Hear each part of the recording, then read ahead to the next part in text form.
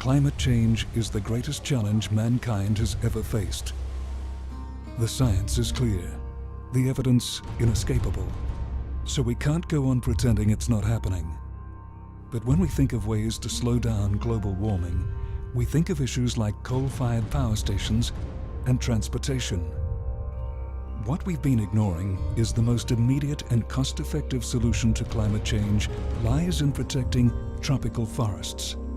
The CO2 released from deforestation produces more emissions than the entire world's transportation sector combined. These forests also provide valuable ecosystem services such as rainfall, water storage, flood control, biodiversity, and shelter for local communities. In 2004, the Coalition for Rainforest Nations was established to ensure the world community gave forests their proper value and funded their conservation as a vital first step to solving climate change. The first global climate treaty, the Kyoto Protocol, recognized the benefits of planting forests, but did not provide incentives to avoid deforestation, even though it accounts for at least 20% of global carbon emissions. The nations protecting their forests were left out. Something had to change. In 2005, coalition nations Papua New Guinea and Costa Rica introduced a simple yet revolutionary concept into the UN climate negotiations. Pay developing countries and local communities for not cutting down their forests and create the most effective, low-cost and immediate climate change solution available. Known as REDD+, or Reduced Emissions from Deforestation and Forest Degradation, it seeks to make trees worth more standing than cut down. It fundamentally changed the way the world looked at forests.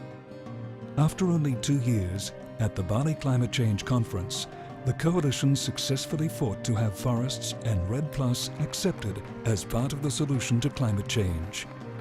This was a major victory, but it did not come easily. You know, the formulation that has been put forward, we cannot accept. Thank you. I would ask the United States, if for some reason you're not willing to leave it to the rest of us. Please get out of the way. Together, coalition nations are a formidable force in the global climate negotiations, pushing for sustainable development for their people while holding industrialized countries accountable for serious emission reductions. But in order for REDD+ to work, safeguards must be sufficiently broad to provide for the inclusion and meaningful participation of local communities and indigenous people in and around the forests. As stewards of the rainforests, indigenous people deserve tangible benefits from REDD+ activities. The coalition has assumed a lead role by building partnerships with forest communities and bridging their interests with the United Nations climate talks. If the coalition was not existing, small countries having forests who are not enough strong, like Brazil, India, and so on, could not achieve their goal during those negotiations. And the coalition helped those countries to be stronger. A small country like Honduras cannot go to all the sessions, but we go to some of them.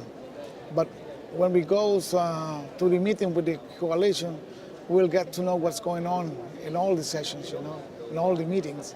So that makes a difference.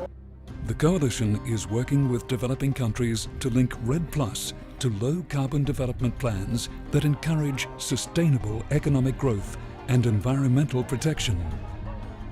These low-carbon growth strategies seek to ensure that developing countries don't simply repeat the mistakes that developed countries have made.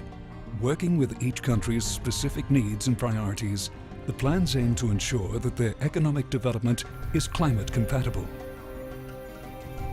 The evolution of REDD+ has broadened the definition of forest ecosystem services, and the coalition is continuing to ensure that those ecosystem services are addressed by the UNFCCC.